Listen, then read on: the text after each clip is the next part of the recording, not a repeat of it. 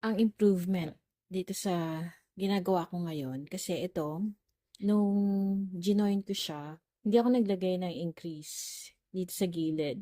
At hindi masyadong nakagupit yung plastic canvas. Kaya nakikita siya ng konti. Pero slight lang naman. Pwede na mag-use.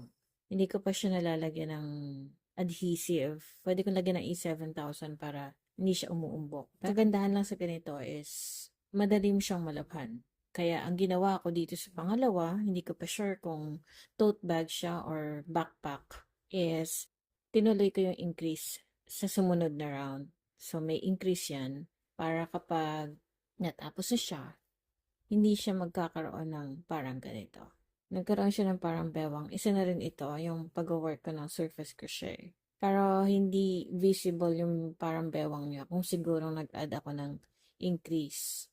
Like siguro, tinuloy ko yung increase dito sa susunod na round.